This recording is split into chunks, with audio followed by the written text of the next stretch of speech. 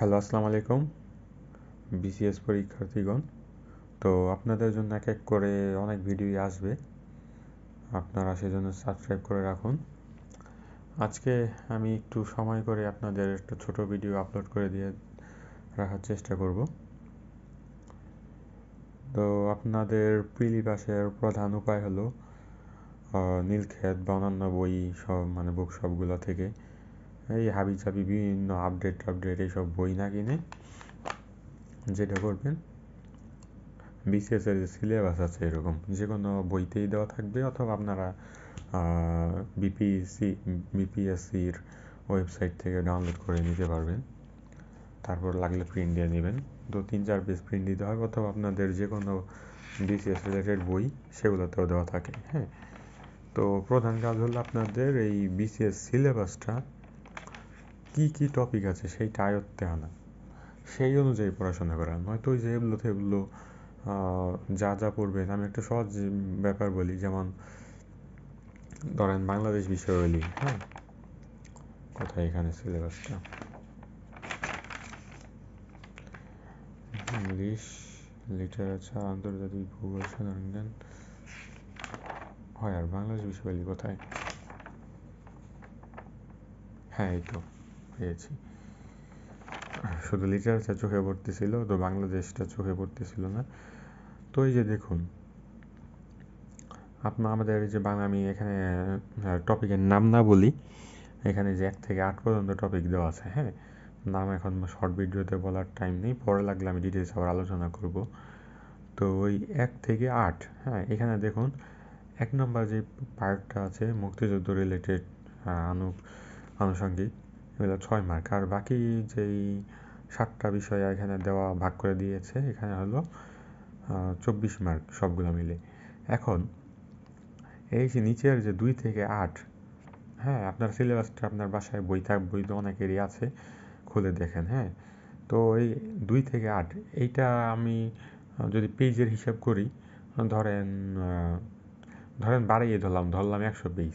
হ্যাঁ, কিন্তু আবার 1 নম্বর যে মুক্তিযুদ্ধের পার্ট, এইখানে আছে ধরেন আবার 100 পেজ, কথার কথা। হ্যাঁ, 100 পেজ নেই, তারপরও ধরে নিলাম।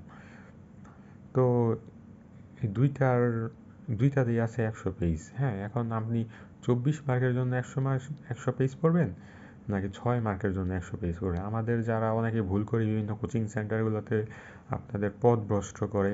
হ্যাঁ, এই আপনার মুক্তিযুদ্ধ এই প্রাচীন আমল থেকে যে শুরু করে, হ্যাঁ, এগুলো দেখা যায় আলতু ফালতু অনেক টপিক পড়ায়।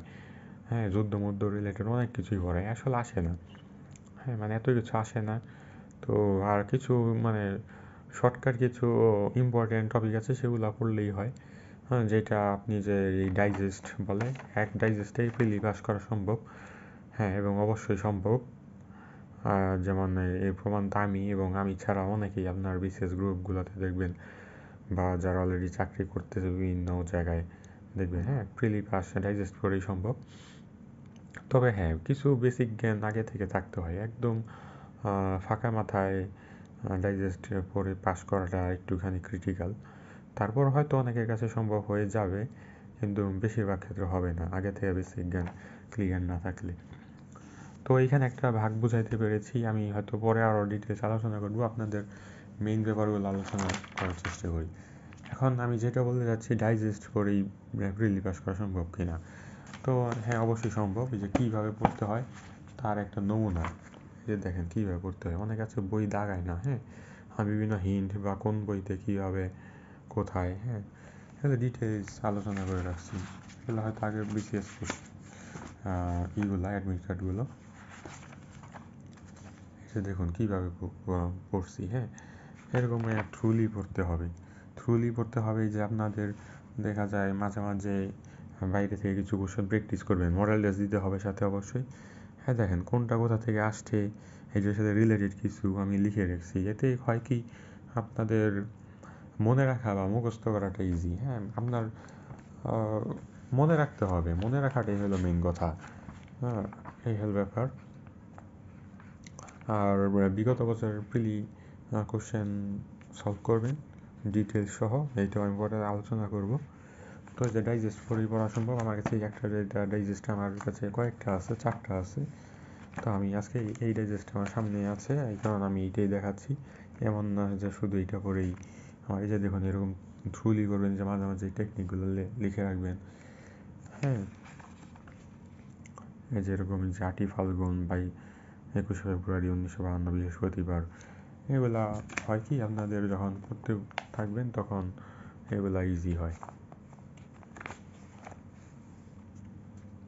এই যে এটা আমি যে প্রিলি কোশ্চেনগুলো আলাদা করে রেখেছি, দেখা যায় 2 ঘন্টা টাইম নিয়ে সবগুলা রিভিশন দিয়ে ফেললাম।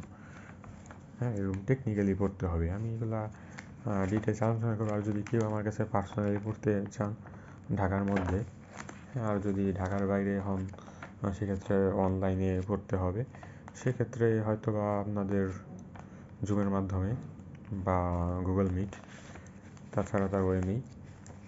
তো আপনার ডিটেলস আলোচনা করে আপনারা কমেন্ট করবেন, অথবা আমার মেইল অ্যাড্রেস দেওয়া আছে, মেইল করবেন। আমি ডিটেলস আপনাদের টেকনিকগুলো, মেইনলি টেকনিক শেখাবো, সব তো মুখস্থ করে দেওয়া যায় না। আর যদি আলাদা আলাদা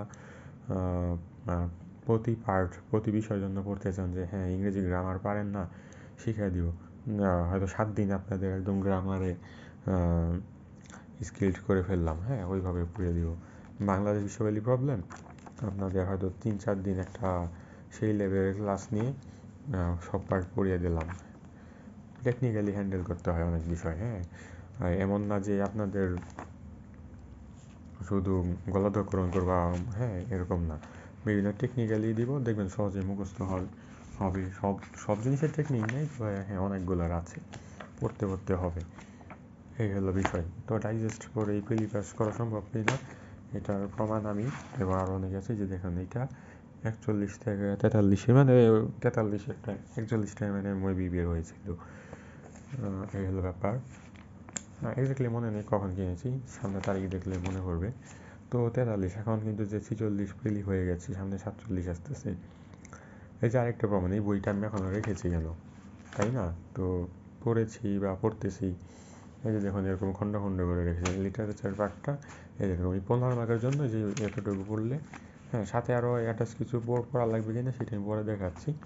এইভাবে আলাদা করে রেখেছি, এতে পড়াটাও ইজি হয়। এক ভিডিওতে এত কিছু আলোচনা করা সম্ভব না। তো অন্য আরও ডিটেলস নির্দিষ্ট টপিক বিষয়ে আপনারা জানতে চাইলে কমেন্ট করুন এবং সাবস্ক্রাইব করে রাখুন, ভিডিও লাইক দিন, শেয়ার করুন, নিজের ওয়ালে শেয়ার করে রাখুন।